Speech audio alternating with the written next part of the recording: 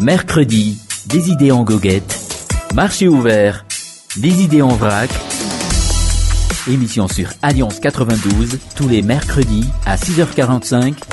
Rediffusion le même jour à 17h30. Paul Ricoeur, philosophe français, a écrit un ouvrage intitulé La mémoire, l'histoire et l'oubli.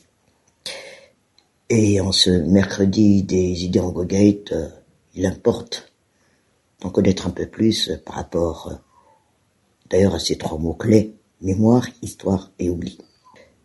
Avant tout, John Patricius, dans ce livre, il explore les concepts de mémoire, d'histoire et d'oubli, et comment ils interagissent dans notre compréhension du passé mais aussi du présent. Cet ouvrage aborde des questions telles que comment les individus et les sociétés se souviennent de leur histoire et quel rôle la mémoire collective joue dans la construction de l'identité.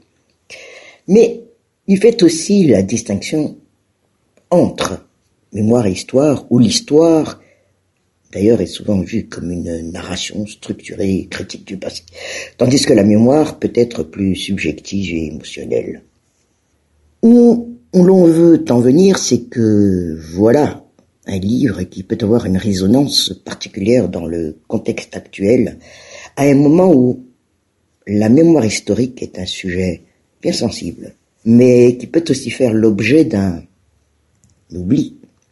Pourquoi une longue explication autour de ce livre, John Patricius? Comme vous le dites, pour la simple raison, mais très importante raison, que Madagascar vient tout juste de passer le 14 octobre dans une indigéance totale, ou presque.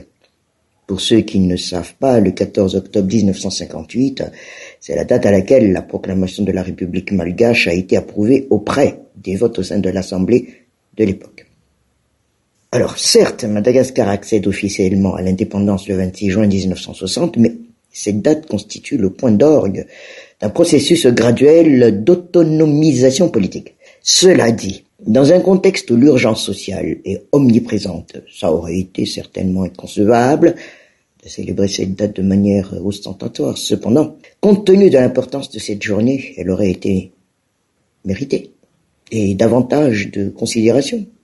Cette considération de l'histoire ne doit d'ailleurs pas être l'apanage des étatiques, des intellectuels, ni même de seuls historiens. Certes, ces derniers devraient être là pour le rappeler. Pourtant, ces temps-ci, oui, John Patricius, il semble avoir choisi la démission.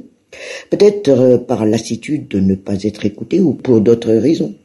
Rien n'est sûr. Il est en tout cas évident que nous, Malgaches, avons la fâcheuse tendance de ne pas honorer notre passé et d'effacer certains événements de notre mémoire. Cas de la date du 10 août 1991, du 1er avril 1971 et bien d'autres encore. Ici, il n'est pas question de ressasser la faute de tel ou de tel individu. Ce sont simplement des faits qu'il ne faut pas oublier. Comme le disait le chroniqueur Alain Foucault, nul n'a le droit d'effacer une page de l'histoire d'un peuple, car un peuple sans histoire est un monde sans âme.